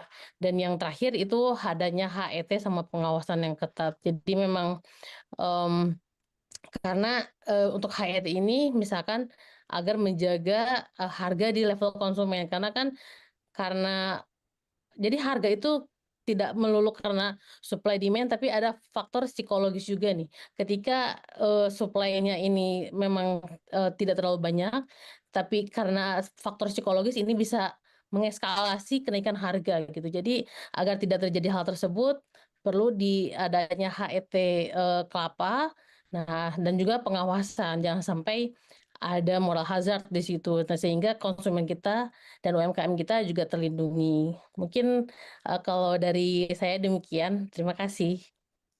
Mbak Eliza, tadi ya contoh bagus tuh, 50% lagi nggak tercatat. Terus kemudian ada hasil survei yang menggemaskan gitu ya, bahkan bikin deg-degan kalau kita mengacunya ke Lebaran. Sama pertanyaannya seperti saya tanya Mas Tulus Abadi tadi. Ini pemerintah tahu nggak sih sebetulnya? Gimana Mbak Elisa? Pasti tahu, karena mereka kan mantau kan sebetulnya. Cuman untuk proses misalkan penetapan pungutan ekspor segala macam ini kan perlu koordinasi lintas sektor ya. Misalkan Kemenko Pangan dengan Kemenkyu gitu kan, karena kan kalau yang pungutan ekspor ini kan ranahnya Kemenkyu. Nah, jadi bagaimana ini bisa berkolaborasi satu sama lain antar sektor, antar kementerian untuk membahas ini gitu. Apalagi sekarang kan pemerintah kita sudah, maksudnya banyak sekali hal yang diurus gitu ya maksudnya. Jadi kadang hal-hal seperti itu ditunda gitu, malah untuk hal-hal yang mendukung program-program prioritas pemerintah dulu. Misalkan seperti kemarin ada PMK 81 untuk dana desa untuk Kopdis Merah Putih gitu kan, karena memang untuk mendukung flagshipnya pemerintah gitu. Nah, jadi kita harus suarakan terus sebetulnya. Jadi jangan sampai eh pemerintah ini terbawa karena untuk mengurusin hal-hal yang berbau flagship, program-program prioritas nasional, ini juga harus kita suarakan terus sehingga mereka, pada akhirnya bisa untuk menghasilkan kebijakan yang pro terhadap, pasar domestik gitu. Baik, terima kasih Mbak Elisa. Saya ke Mas Gede nih. Ini apa yang terjadi Mas Gede hari ini? Kok kelihatannya ekonomi kita ini banyak sekali mendapatkan cobaan-cobaan ya. Yang terakhir ini sebenarnya apa yang disampaikan Asma, kalau tadi disampaikan oleh Mbak Eliza dan Mas Tulus, sebetulnya bukan hanya kelapa yang naik harganya, yang bisa menimbulkan inflasi tadi itu. Tapi apa sih sebetulnya yang terjadi? Apakah pemerintah tidak terlalu concern dengan kebutuhan-kebutuhan yang dirasa tidak termasuk kebutuhan pokok gitu, seperti beras gitu kan, beras kan pokok tuh. Yang lain-lain ini sebenarnya apa yang terjadi sih dengan ekonomi kita, Mas Gede? Silakan Mas. Ya Bang, terima kasih banyak Bang Henry. Terima kasih atas kesempatannya untuk berbicara di forum yang sangat terhormat ini. Mas Tulus, Mbak Priya, terima kasih atas Mbak Asma. Ya. Jadi sebenarnya kelapa ini sudah sangat tua menemani bangsa Indonesia sebenarnya. Bahkan kota Jakarta saja dulu namanya Sunda Kelapa, gitu kan, sejak ribuan yang tahun yang lalu gitu. Jadi dan banyak sekali nama-nama kelapa-kelapa dan ada lagu kita Rayuan Pulau Kelapa gitu kan. Dan benar ternyata memang sekarang itu Indonesia produsen, tadi benar apa Mbak Elisa, bahwa kita nomor 1 di dunia. Tapi masalahnya kita juga eksportir kelapa bulat terbesar di dunia, mengalahkan Filipina. Sementara untuk produk turunannya seperti minyak itu kita malah di bawah Filipina. Dan ada turunan yang lain lagi kita juga di bawah negara-negara lain ya jadi yang santan segala macam kita tuh jadi lebih aktif walaupun kita negara yang dikenal dunia karena kelezatan kelapanya ya kan. Jadi di Cina itu katanya ya saya dengar dari teman-teman yang kuliah di sana itu ada sebuah budaya baru untuk minum kopi dengan santan. Apa? Di Cina kan mulut orang Cina ada banyak kan. Pintar ya kan. Nah, terus saya lihat peningkatan ekspor Cina itu memang signifikan, hampir 2 kali lipat dalam 5 tahun terakhir atau 8 tahun terakhir lah. Jadi ada peningkatan sangat signifikan, sementara produksi Indonesia kelapanya relatif stagnan, betul gitu. Dan begitupun juga negara-negara lain gitu kan. Jadi kita satu sisi ada kondisi di mana produktivitas kita ya begitu-begitu aja. Tadi ada masalah misalkan alih fungsi lahan kelapa yang sekitar sudah 140-an hektar hilang itu dalam 5 tahun terakhir gitu kan, menurut Profesor dari BRIN. Dan juga sebenarnya yaitu kalau kita cuma ekspor kelapa sekarang ini di tahun 2024 nilai seluruh ekspor kelapa kita itu cuma 1,6 miliar dolar. Sementara kalau seluruh potensi hilirisasi itu yang sebenarnya pabriknya nggak mahal-mahal amat, cuma kayak yang Cina bangun di Morowali kan cuma 1,5 T. Satu pabrik menyerap 10.000 orang. Jadi kita kan daripada bangun Sungater yang 100 T gitu kan, cuma kerjanya cuma beberapa ribu gitu kan, kita bisa bangun pabrik-pabrik kecil hilirisasi itu yang sudah dicontohkan oleh Danantara lagi kerjasama dengan Cina di IMIP. Dia sengaja bangun di IMIP dan saya tahu alasannya. Karena memang dalam segi sentra-sentra kelapa itu kebanyakan itu di provinsi besarannya itu Riau paling besar. Kemudian Sulawesi Utara. Kemudian Jawa Timur. Maluku Utara. Jadi sebarannya itu agak unik gitu. Jadi dia menyebar di barat itu agak banyak dan akibatnya kebanyakan industri hilirnya itu yang sudah terbangun ada di wilayah barat Indonesia. Sementara yang untuk menampung kelapa yang di wilayah Maluku Utara, di Sulawesi Utara, atau kelapa jenis lain ada kan kelapa hibrid ya kan ada 2 jenis kelapa bang. Ada kelapa dalam namanya itu kelapa dalam itu yang paling banyak di Indonesia lah itu 98% atau 7% itu adalah kelapa dalam yang tinggi gitu kan, yang buahnya itu jauh gitu dan ngambil susah. Dan dulu kan pakai monyet. Nah sekarang monyet udah dilarang nih. Nah mungkin usulnya saya karena kita masih tergantung pada kelapa dalam itu pakai robot monyet kan udah banyak di sini ada kan, suruh aja robot kan kita tetap monyet tapi robot nih kan tinggal dicas gitu kan. Daripada orangnya kan encok lah jatuh kan susah kan. Iya. Jadi itu teknologi itu perlu diperbantukan kepada para petani kelapa kita dan benar 98% industri kelapa atau perkebunan kelapa itu rakyat bang, bukan perusahaan swasta besar, bukan BUMN. Artinya apa kalau strukturnya sudah kayak gini, kita harus serahkan kepada harusnya ya unit usaha yang bisa mengadopsi model rakyat yang menjadi pemiliknya, yaitu koperasi. Makanya saya inginnya itu agar pemerintah sadar bahwa koperasi Desa Merah Putih itu nggak boleh hanya jadi koperasi konsumsi. Dia juga harus bisa sebagai koperasi produksi, koperasi pengumpul. Kan tadi kan ada masalahnya di distribusi kan. Kita nggak tahu seberapa besar margin yang diambil oleh para tengkulak ini kan. Ganti tengkulaknya dengan koperasi. Pemiliknya petani koperasinya. Jadi duitnya itu nggak kemana-mana gitu. Kan memang struktur dasarnya tadi kayak gitu kan. Kelapa ini kan 98% tahan kecil.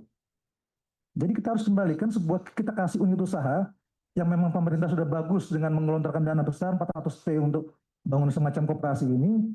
Jangan hanya untuk koperasi konsumsi, tapi buat jadi koperasi produksi. Ada koperasi yang pengumpul, ada koperasi yang punya pabrik. Pabriknya dari mana? Kerjasama sama Cina. Cina suruh pindahin banyak pabrik ke sini. Mereka pasti mau sih kalau kita melakukan negosiasi. Karena yang di IMIB udah mulai satu. Lebih banyak aja kita minta gitu. Jadi lu jangan cuma ekspor gelondongan bro gitu kira-kira lah. Lu bangun di sini karena kita juga mau lapangan kerjanya. Ya lu boleh bawa PKA lah 10% maksimal gitu misalkan. Tapi 90%-nya itu kita. Jadi ada lapangan kerja, ada nilai tambah dan kita hitung gitu ya, ada di datinnya Kementan itu kalau kita lakukan hilirisasi itu nilai tambahnya ekonominya sebesar 6,5 miliar dolar 100 T.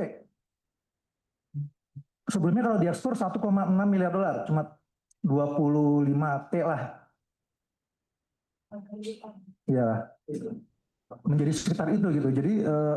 Jadi memang hilirisasi ini harus dikerjakan karena bisa meningkatkan nilai tambah dan memang ada satu data yang menarik. Jadi sebenarnya Pusdatinnya Kementan ini dia buat, saya ada datanya di sini. Dia sudah buat proyeksi tahun 2025 itu memang ketersediaan kelapa dalam bentuk kopra itu akan turun 30%. Dia udah buat proyeksinya, Bang. Turun 30%. 36% saya Proyeksinya Kementan. Dia udah tahu dong. udah tahu. Jadi makanya tadi kan kata Abang kan, kita tahu nggak? Nih ada nih, saya baca nih. Sekarang tanggal 17. Sudah buat yang tahun 2025. 2 minggu lagi 2026. Kan biasanya kan kalau Kementerian BPS kan buatnya kan setelah tahun berjalan lah, misalkan dia buat tahun 2025 baru launchingnya Maret 2026 gitu kan. Ini dia buat proyeksi 2025, dia buat keluar tahun 2025. Dan dia bilang nanti karena ekspor tinggi dan produksi ini, ketersediaan ada sih masih sekitar 400 ribu, turun dari 600 ribu. Berarti kan kalau turun, sementara di Menraket Indonesia sama, harga makin mahal. Otomatis kan tadi juga saya mulai hitung-hitung yang tadi Mbak Asma juga, kelihatannya itu kan kenaikannya sekitar 30%. Ya. Rata-rata ya. Persis dengan proyeksi si Pusdatinnya Kementan nih, tapi nggak tahu nyampe nggak ke menterinya nih. Tapi ada di website ini ada. Jadi mesti apa tuh supaya harganya stabil? Nah, jadi kan turun? Jadi kalau memang langkah-langkah ekonomi makronya kan yang sudah disebutkan, ada Pak Asma benar sekali, ada namanya biaya ekspor, tarif ya. Ada namanya tadi DMO juga Pak Tulus juga sangat bagus, itu yang benar. Tadi apa tadi? Obligation apa tadi? DM? Domestic market obligation. Jadi keharusan untuk memenuhi kebutuhan domestik. Si produsen tuh punya kewajiban untuk misalkan dia tetapkan 30% nih. Jadi produksi lo 30% harus disisihkan dulu untuk domestik. Gitu. Kenapa mereka lebih suka ekspor sih? Ya karena tadi permintaan tinggi, harga lebih mahal. Harga lebih menarik, Bang. Lebih menarik ya? Menarik. Dan karena ya benar juga tadi nggak ada HET itu kan. Iya. Kalau ada HET kan itu bisa diatur, tapi kan mau nggak pemerintah melakukan, tapi harus dilakukan. Karena ini sudah sedemikian berbahaya, karena kalau nggak dihentikan dia bisa kebablasan ya terus. Gitu. Karena masyarakat Cina lagi seneng ini nih, dia ada kelapa pakai kopi. Gitu Bang, kira-kira Bang. Itu kalau bahasa Inggrisnya apa ya? Kelapa pakai kopi itu? Coconut milk coffee. Ada nggak gitu? Ya, jangan pakai nama Pak. Apa ini? Ada lagi Mas Gede yang ingin sampaikan. Jadi ya terutama ini supaya kebutuhannya terjamin rakyat Indonesia dan kemudian harganya juga stabil gitu. Tuh. Itu gimana tuh caranya tuh? Ya, jadi harus ada kombinasi tadi benar bahwa ekspornya itu harus dihambat. Cara menghambatnya tadi ada DMO dan HTI. DMO, ada DHE, ada juga satu lagi namanya kuota ekspor. Kuota ekspor. Nah itu juga mungkin bisa dieksplorasi lagi nanti karena ada banyak pilihan lah pemerintah sebenarnya. Nah di dalam negeri harga ditetapkan Bang, HET tadi. Jadi sudah kita cegah di luar, di dalam juga kita awasi. Nah dan yang paling penting juga adalah masalah bibit. Kita ini kekurangan bibit sangat banyak. Jadi kita cuma baru sedia 4 jutaan bibit, kita kurang sekitar 14 juta bibit. Nah ini kenapa dan antara nggak memerintahkan misalkan Cang Yang Sri kan BUMN kan, lu buat 14 juta bibit untuk biar produksi kita buruk gitu kan, itu harga turun. Dan namanya hukum pasar ya, tiba-tiba suplai meningkat karena bibitnya bagus, karena produksi meningkat kan, benar tadi produksi kita cuma 1,12 ton per hektar. Sementara ada yang kalau di Brazil itu bisa sampai 2,3, Sri Lanka itu 1,5 gitu. kering. Kelapa kita tuh kayak kurang semuanya lah, kurang perhatian, kurang apa-apa. Tuh Sunda kelapa kita ini kan. Jadi jangan sampai melambai-lambai nyiur di pantai itu melambai-lambai selama tinggal gitu ya. Oke itu Pak. Sawit gitu. Bapak jangan cari gara-gara Pak. Memang ini sebenarnya kita salah kaprah ya. Endemik kita itu sebenarnya kelapa hibrida itu, ya. Tapi kemudian karena Belanda waktu itu mengenalkan kelapa sawit ke kita yang diusung dari Brasil, kemudian menjadi wabah baru dan akhirnya kita terkooptasi dengan kelapa sawit yang dianggap lebih menguntungkan. Padahal sebenarnya lebih menguntungkan kelapa endemik tadi. Saya yakin Pak di ruangan ini nggak ada satupun yang makan kelapa sawit itu. Ya, karena kelapa sawit kan tidak dimakan kelapanya secara utuh, tapi dengan minyak goreng atau CPO-nya ya, gitu. Oke, Mbak Lia. Mbak Sarah. Ya, Mbak Sarah. Waktu syuting Sidul minum kelapa juga. Ini sore ini OOT.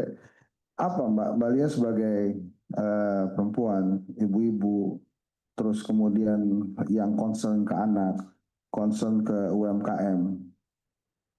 Apa yang Mbak Lia lihat dari isu kelapa, kemudian harga-harga lain yang naik, itu apa kira-kira? Gregetan nggak?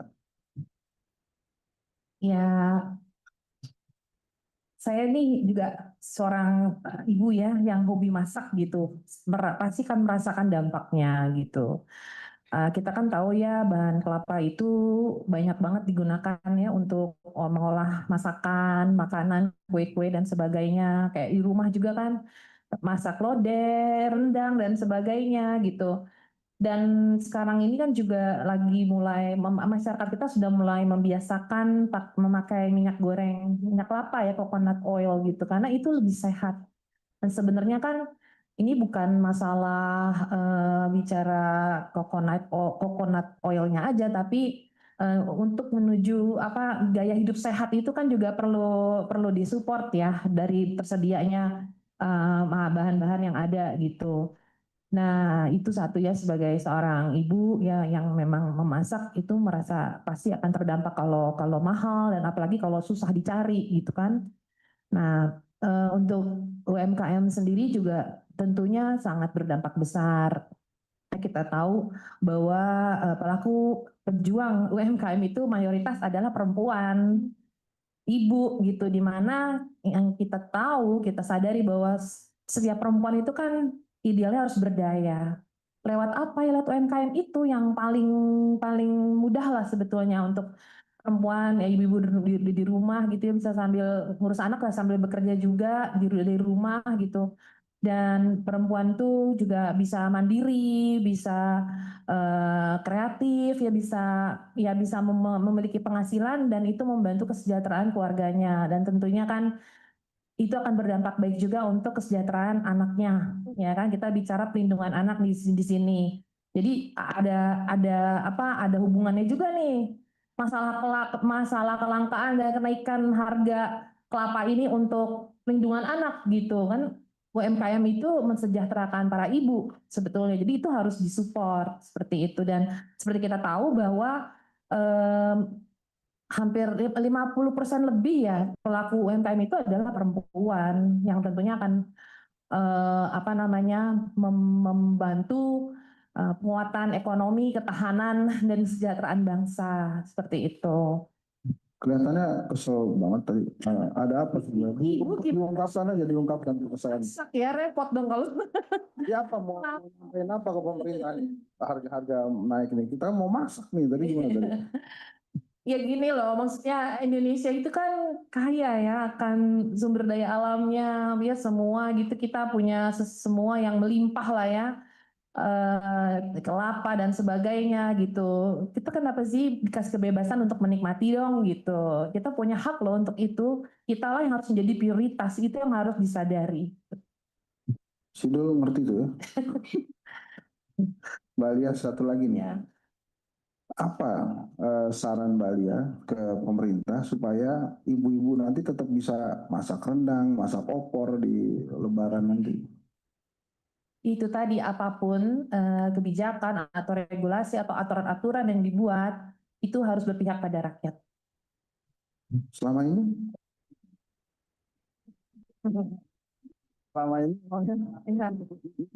Iya, berpihak untuk rakyat. Oke? Ayo kita masak rendang. Lebaran ini mau lebaran kan? Ya, jangan sampai nanti waduh emak-emak ini semuanya. Mbak Elisa, ada yang mau disampaikan tadi terkait yang disampaikan oleh Mas Gede dan Mbak Lia? Susah gua ngomongnya, pengennya salah terus ngomongnya. Silakan Mbak Elisa. Iya, memang ya, Indonesia itu untuk hilirisasinya masih kurang ya, karena kita tadi masih ekspor dalam bentuk kelapa bulat. Nah, sementara kita juga masih mengimpor kelapa kering gitu dari Filipina sama dari Vietnam. Tapi emang dikit sih, nggak sebanyak seperti yang kita ekspor. Nah, jadi sebetulnya kan untuk mengolah itu jadi misalkan minyak kelapa atau misalkan jadi tepung kelapa misalnya, itu kan akan menambah nilai tambah di Indonesia ya, dan akan menciptakan lapangan kerja baru, terus juga masyarakat ya jadi menambahlah pendapatannya, dan bagi pemerintah juga itu akan ada nilai tambahnya juga gitu. Nah, jadi ini yang harus dibangun adalah hilirisasi yang itu sebetulnya nggak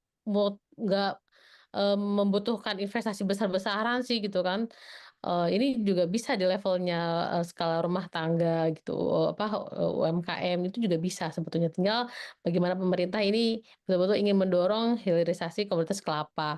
Nah, kalau misalkan jadi ada diterapkan bea keluar gitu kan atau pungutan ekspor tadi, nah setidaknya ini kan jadi ngerem nih. Nah, jadi pemerintah di dalam negeri juga biar nggak oversupply, harga kelapanya nggak jatuh juga, ini harus disiapkan di industrinya untuk mengolah kelapa tadi gitu. Jadi harus seimbang sih. Kita melarang ekspor, tapi di dalam negeri juga kita harus siapkan agar ini tidak merugikan petani kelapa. Karena kalau misalkan ekspor nanti ditutup, terus di dalam negerinya ini belum siap nyerap kelapa, nah ini kan juga nanti dampaknya ke petani kelapa juga gitu. Mereka akan ditekan harganya nanti sama para tengkulak itu gitu. Karena para tengkulak bilangnya ekspornya sekarang tertahan gitu kan. Kayak dulu petani sawit juga kan kayak gitu. Jadi ketika ekspor sawit kita melarang waktu itu beberapa sempat, yang ditekannya petani kelapa gitu. Nah, jadi karena petani kelapa ini teriak-teriak ke pemerintah, jadi pemerintah buka lagi ekspornya gitu kan. Nah, jadi jangan sampai hal itu terjadi lagi gitu. Dan untuk tadi ya misalkan ya, jadi misalkan tadi juga yang MBG segala macam. Sebenarnya MBG itu nggak terlalu signifikan membuat harga-harga di dalam negeri mahal. Karena kalau misalkan beras itu karena ada penyesuaian harga gabah pembelian yang biasanya dibeli 5.000 sama pemerintah sekarang 6.500. Jadi kan modalnya aja udah naik. Nah, jadi harga konsumennya juga naik. Nah, terus untuk harga ayam terus sama harga daging ayam sama telur misalnya. Itu bukan semata-mata karena permintaannya meningkat, karena di level peternak harganya masih tetap sama gitu kan. Yang masalah itu adalah distribusi tadi, karena yang membeli ya karakteristik oligopolistik tadi, itu yang harus dibenahi sama di Indonesia. Dan harga pakan kita kan jagung itu kan mahal ya. Nah, jadi sementara kita stop impor jagung. Nah, jadi kita memakai impor di dalam negeri tapi harganya relatif mahal. Nah, sehingga berpengaruh ke biaya produksi untuk peternakan kita. Makanya dampaknya harganya jadi naik juga gitu. Jadi sebetulnya MBG ini nggak terlalu begitu besar ya terkait peningkatan harga agregat, karena kan itu juga baru beberapa titik aja kan di Indonesia. Karena itu sih, Oke, karena iya, langsung jadi Mbak Elisa. ya sami-sami. Jadi memang setiap komoditas di Indonesia itu unik, beda-beda persoalannya gitu. Oke, ini ngomongin persoalan nih Mas Gede, ini ada netizen nih ngomongnya. Ini menarik juga ya, buat ditelusuri kata Mbak Elisa, kok bisa yang diekspor 2,4 juta ton, di kementerian hanya tercatat 1,2 juta ton. Gimana tuh? Ya Bang, ini namanya misinvoicing. Oh, Nah, maksud apa, gimana maksud? Ini invoicing artinya harganya berbeda dari yang ekspor dengan yang impor. Itu beda. Kayak tadi Mbak Elisa cerita, ternyata yang dicatat cuma sekitar 50% aja. 50%-nya. Nah, artinya kan kita juga bisa bertanya, sekarang katanya nilai ekspornya 1,6 miliar dolar. Jangan sebenarnya 3 miliar dolar lebih gitu loh. Dan artinya ada kesalahan invoice. Nah, ini bisa, apakah ini under invoicing atau over invoicing? Merugikan negara dong itu. Ini merugikan negara karena praktek misinvoicing itu prinsipnya adalah menghindari pajak. Dan kalau dalam hal over invoicing artinya harganya lebih mahal, itu pencucian uang. Tapi kalau under invoicing, kita murah-murahin, dia menjadi pengendaraan pajak. Jadi kalau dimahal-mahalin, Dia masuknya pencucian uang, kalau murah-murahin dia menghindari pajak. Pajak sales, pajak profit, gitu. Pajak kan ada PPH, ada apa segala macam. Jadi seolah-olah dia nggak terlalu untung gitu lah. Jadi ini harusnya segera nih Kementan menelusuri. Sudah ditelusuri oleh kemarin Kementerian Keuangan dan Bea Cukai, tapi cuma kasus kan sawit yang ngakunya itu sebagai limbah sawit, ternyata bukan gitu. Jadi ini under invoicing. Artinya lo bokis soal nilai sales sebenarnya dan lo membohongi kewajiban pajak yang harusnya dibayar gitu kan, PPh-nya gitu kan. Gitu. Jadi kalau ada teman-teman yang sudah meneliti itu, teman-teman dari Next Indonesia, dia bilang bahwa setiap tahunnya itu potensi kehilangan pendapatan dari yang tercatat itu sekitar 65 miliar dolar, Bang. 1.000 triliun. 10 tahun terakhir sejak zaman Jokowi, 1.000 triliun tidak terpajaki. 10.000 triliun. Tidak terpajaki, yang harusnya mungkin bisa terpajak sekitar 150 sampai 200, tergantung PPh, tergantung royaltinya apa ya. Jadi kita kehilangan pajaknya sekitar 150 sampai 200 T dari total transaksi yang masuk misinvoicing. Jadi teman-teman ini meneliti cuma yang tadi pakai itu data internasional sama data pemerintah. Dibandingin semua, selisihnya segitu. 60 miliar dolar. Jadi ini jangan ada yang ekspor tapi nggak ngomong-ngomong negara. Betul, artinya pendapatan ekspor yang diterima seharusnya bisa lebih besar gitu kan. Kalau tadi yang masuknya misinvoicing gitu. Oke. Baik, terima kasih Mas Gede. Mas Tulus ada komen nggak itu? Itu tidak ada perlindungan konsumen tuh. Kalau ekspornya diam-diam, enggak itu kan tercatat 1,2 doang dari 2,4 juta. Ya, tadi saya lebih sepakat ini ada fenomena ilegal ya. Mungkin ilegal ekspor yang tidak lama-lama diskusinya ya. Kelapa sawit, pengelakan. Sama kayak fenomena sekarang kan fenomena rokok ilegal. Ya juga sangat tinggi. Bahkan itu yang kemudian konon menggerus rokok yang legal. Ya, jadi kan kalau di dunia ekonomi apa namanya? Apa istilahnya ya, lalu lintas ekspor impor yang tidak tercatat apa namanya itu. Nah, bukan illicit Pak, ada istilah ekonominya yang itu yang nilainya memang sangat besar di kita, ya. Transfer pricing. Transfer gelap lah intinya gitu. Ini saya kira PR ya. Tapi memang kita ini paradoks ya. Saya ingin menambahkan paradoks ya. Di satu sisi komoditas-komoditas yang bagus ya, yang sebenarnya sangat dibutuhkan kita, itu justru diekspor hanya karena harga di luar negeri lebih bagus, sehingga kepentingan dan kebutuhan dalam negeri diabaikan. Ya. Nah, itu yang menjadi paradoks bagi kita. Di sisi lain ada komoditas yang sebenarnya tidak bagus, tidak layak kita konsumsi, malah kita impor jor-joran. Apa contohnya? Sampah kita juga impor. Ya jangan salah. Ada impor sampah kita. Kedua, apalagi nanti pemerintah akan membangun pembangkit listrik tenaga sampah. Itu pasti akan impor. Dan itu bagus lah untuk pembangkit listrik. Tapi satu hal, kita impor daun tembakau. Ya. Daun tembakau itu setahun bisa 2 juta dolar lebih untuk kebutuhan dalam negeri. Sementara itu kemudian menjadi racun dan dikonsumsi kita. Kita mensubsidi. Jadi ini kebijakan-kebijakan yang sebenarnya paradoks. Nah kemudian soal ini, tadi kan saya mengusulkan soal DMO tadi. Nah tetapi memang kita juga tidak menutup mata kalau kemudian tidak ada pengaturan terkait dengan kebijakan ekspor ini, tapi juga di sisi lain harus adil. Adil tanda kutip, misalnya saya analogkan dengan batu bara dalam komoditas energi. Ya, batu bara itu kan kita juga ekspor jojoran kan ke Cina, ke Jepang, dan kemudian di dalam negeri pernah satu momen PLN kekurangan batu bara. Hingga akhirnya dibuatlah aturan, waktu itu kita desak, pertama DMO, kedua ada harga acuan, harga batu bara acuan, HBA. Ya, sehingga si pelaku usaha ini tidak rugi juga, tidak terlalu rugi karena diekspor, larang ekspor, tapi di dalam negeri murah. Nah, karena itu pemerintah harus membuat harga acuan berapa di dalam negerinya. Dalam konteks ini adalah kelapa. Ini bisa kelapa bisa ya? Harusnya bisa. Kalau memang ini ada fenomena global di mana kebutuhan ekspor tinggi. Tadinya kan nggak ada ya, maksudnya tidak terlalu tinggi karena Cina kemudian hilirisasinya bagus, dan kemudian ekspor dari impor dari kita sangat tinggi. Kalau ini terjadi, misalnya ada aturan harga ekspor kelapa, itu ini mungkin Mbak Eliza boleh nyambung juga. Pemerintah Kementerian Pertanian ngomong sama Kementerian Perdagangan, atau cukup masyarakat sipil aja yang ngomong ke Kementerian Perdagangan atau gimana tuh?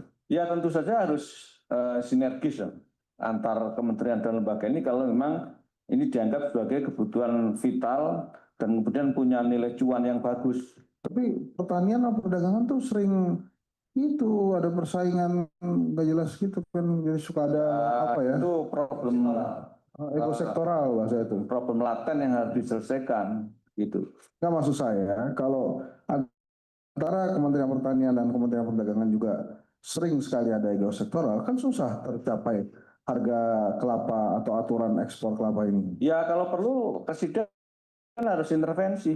Intervensi. Iya dong, karena kalau kemudian terjadi fenomena ekosektoral antar kementerian, ya presiden harus intervensi dengan kapasitas yang dimilikinya sehingga komoditas strategis ini bisa bermanfaat bagi kepentingan masyarakat lokal, nasional, tapi juga menghasilkan devisa yang bagus gitu. Tapi intinya bahwa jangan sampai kepentingan dalam negeri, masyarakat konsumen dalam negeri terabaikan dengan kebutuhan pangan ini hanya karena untuk memasok kebutuhan ekspor. Oke. Mbak Elisa kira-kira bisa nggak itu terjadi itu diatur harga produk pertanian atau kelapa lah pada khususnya karena ngikutin surveinya Asma tuh. Kan pertanian sama perdagangan kan bukan rahasia umum lagi tuh, dua kementerian itu kan persaingannya tinggi tuh. Di zaman Jokowi ada 3 menteri bicara tuh. Gara-gara bersaing dengan pertanian. Iya betul. Jadi memang kan di pertanian kan ngerasa kayak surplus gitu kan. Nah, sementara di industri atau di perdagangan misalkan itu ngerasa kurang jadi butuh impor atau segala macam tuh karena juga harga nggak ya kurang kurang harmonis gitu kan hubungan antar kelembagaannya gitu. Nah tapi berkoordinasi di situ karena ada Kementerian Menko Pangan inilah yang bisa mengintegrasikan dan ya orkestrasi jadi Kementan sama perdagangan juga seperti apa gitu dan yang itu yang harus kita dorong sih. Kita harus rajin menyuarakan gitu di berbagai forum segala macam sampai ke mungkin di medsos juga kita harus terus suarakan itu gitu karena ya semakin kita berisik semakin didengar gitu kan. Jadi kan kalau di Indonesia itu viral base kan. Jadi harus viral dulu baru ditanggapi gitu. Nah, jadi ya cara buat viral ya berarti kan kita terus suarakan ya masyarakat aware dan semakin mendesak pemerintah nah sehingga pemerintah cepat gitu untuk untuk menanggapi hal tersebut gitu. Oke. Itu bisa sih dilakukan sebetulnya. Iya. Terima kasih Mbak Lia. Mbak Lia, kalau memang ternyata nanti pas Lebaran harga-harga atau harga kelapa naik gitu, tuh mama marahnya kayak apa biasanya kalau sampai bikin rendang mahal, bikin opor mahal, bikin lodeh mahal, apalagi ya sambal goreng ati ya itu pakai kelapa juga kan? Apa yang terjadi tuh? Mama tuh marahnya kayak gimana tuh? Belum lagi UMKM kan bisa marah-marah juga. Iya, yang pasti akan berdampak sih, dan pasti akan banyak perempuan atau ibu-ibu yang akan bersuara tentang hal ini gitu. Prediksi saya ya gitu. Tapi memang jangan sampai sebetulnya kita nih sekarang mau masak aja harus misalnya kelapa mahal atau langka harus dikurang-kurangin gitu kan. Terus kalau misalnya yang atau nggak ada sama sekali mungkin menunya dihilangkan gitu, atau apa namanya kayak misalnya kita bicara dampaknya untuk pengusaha kuliner ya gitu, itu kan apa bisa menunya dimahalin ya kan, terus juga atau mungkin yang lebih dikhawatirkan adalah gulung tikar gitu kan. Jadi jangan sampai masalah ini jadi apa ya, jadi membunuh UMKM bangsa sendiri. lebih gede lah. Itu masalah kelapa ini. Ya. Terima kasih. Terima kasih. Sudah jangan mancing-mancing. Enggak, itu nggak mancing-mancing, lo sendiri. Ya? Lo sendiri yang ngomong itu. Terbawa arus, kita arus kelapa. Silakan teman-teman, ada yang mau bertanya? Oh, kebiasaan ini wartawan ya. Kalau begini nggak ada yang mau nanya, biasa doorstop. Oke, kalau gitu terakhir aja nih one line masing-masingnya. Harapan buat pemerintah agar kebutuhan rumah tangga, ya kelapa, ya beras, ya telur itu supaya stabil, apa kira-kira harapannya? Saya mulai dulu dari Mas Gede, Mas Gede. Gimana Mas Gede?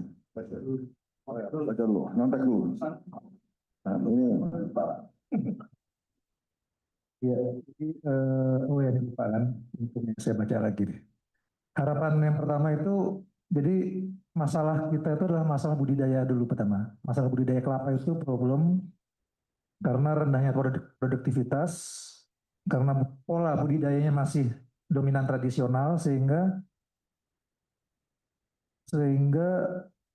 potensi produksi benih nasional yang baru 9,8 juta batang ini seharusnya bisa sampai 41,6 juta, sehingga perlu kebijakan peningkatan produksi benih 4 kali lipat melalui BUMN benih dan kooperasi Desa Merah Putih khusus produksi benih kelapa. Itu yang pertama soal masalah budidaya kan, dan kemudian rendahnya pendapatan petani yang dipengaruhi oleh produktivitas yang rendah, ongkos panen yang tinggi, harga kelapa yang rendah yang sekarang sudah mulai naik, dan keterbatasan sumber penghasilan tambahan.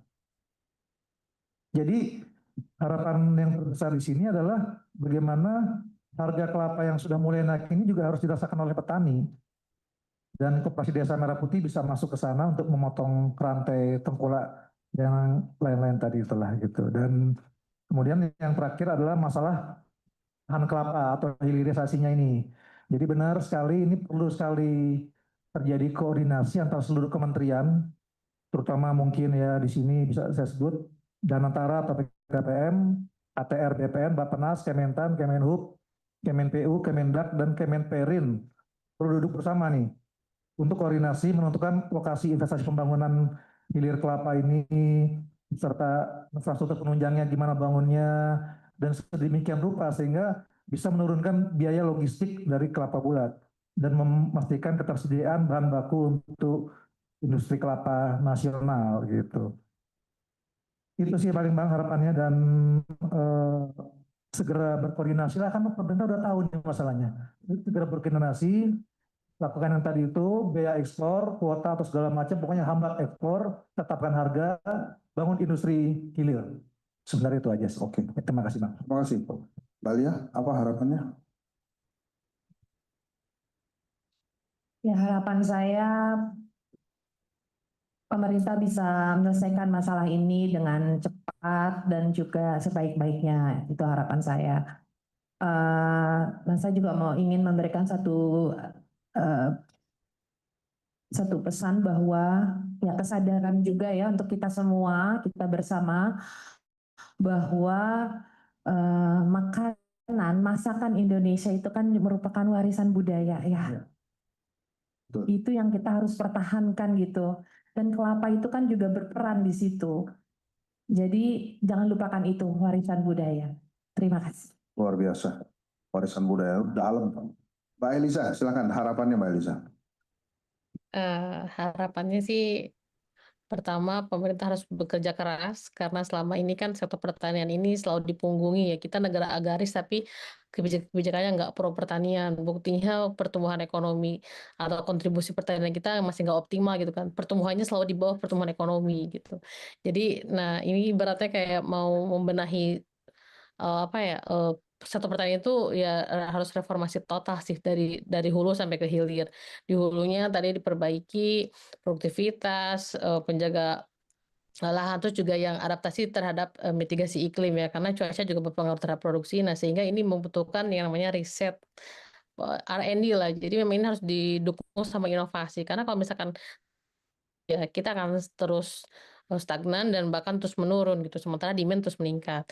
Nah, di sisi hilirnya ini kan mulai dari rantai distribusi tadi agar ada transparansi dan juga dari membangun ekosistem hilirisasi yang baik, dimulai dari tadi Koopdes Merah Putih misalkan, dia tidak hanya sekadar untuk menjadi penjual minimarket atau penyedia jasa layanan keuangan, tapi juga dia jadi koperasi produsen sehingga ada nilai tambah di situ gitu untuk menggerakkan perekonomian desa juga.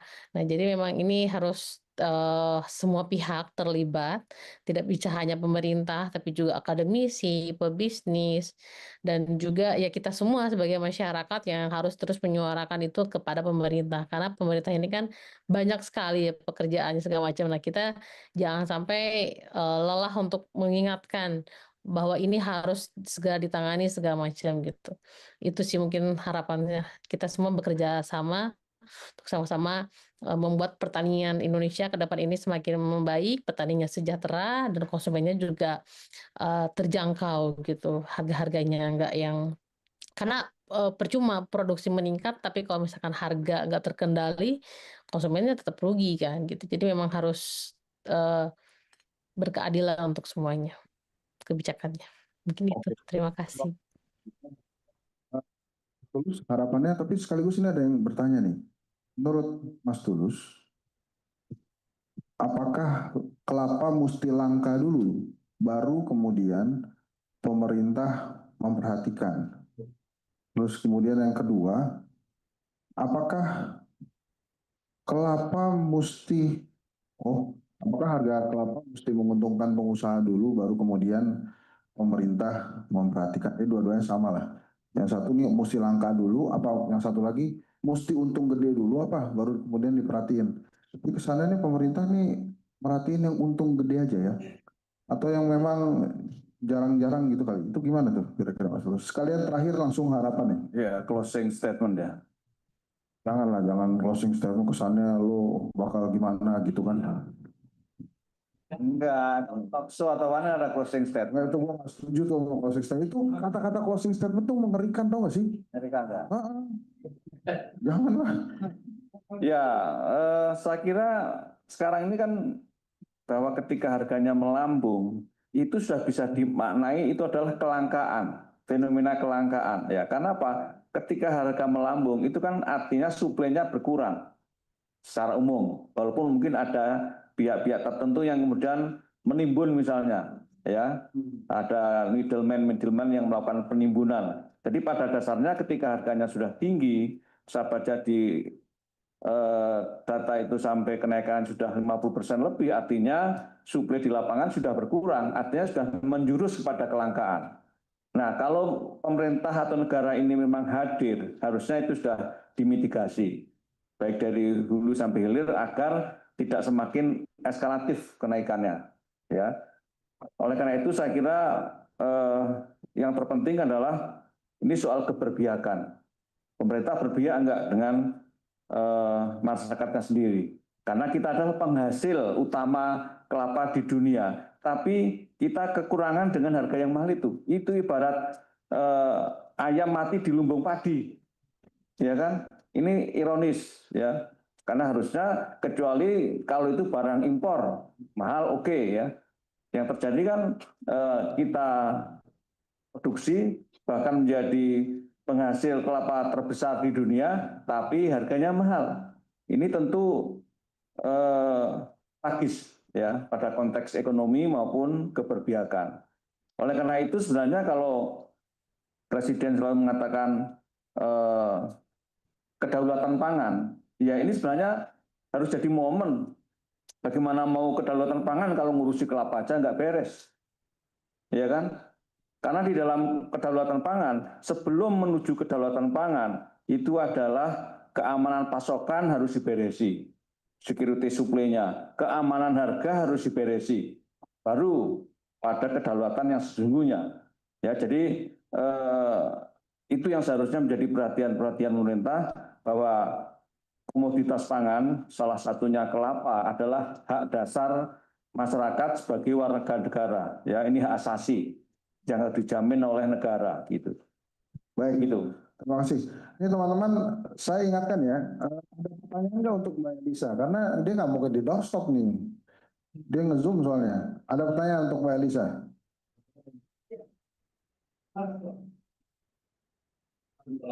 Aman? Mau WA aja katanya Mbak Elisa.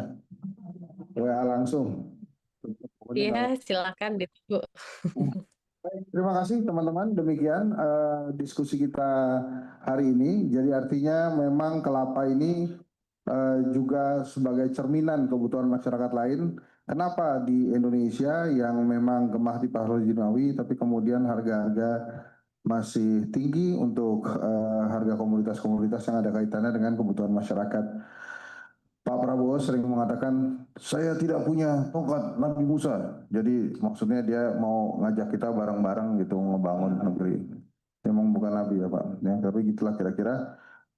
Terima kasih Mbak Lia mengganggu jam syutingnya ya mungkin ya.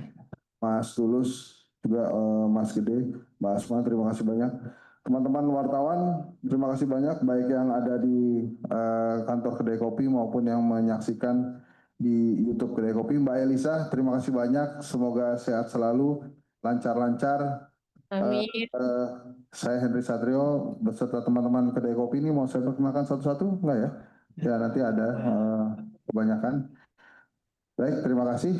Seperti yang sudah-sudah, silakan menikmati hidangan UMKM yang disajikan oleh Kedai Kopi. Jadi mohon maaf, Kedai Kopi nggak menyiapkan makanan yang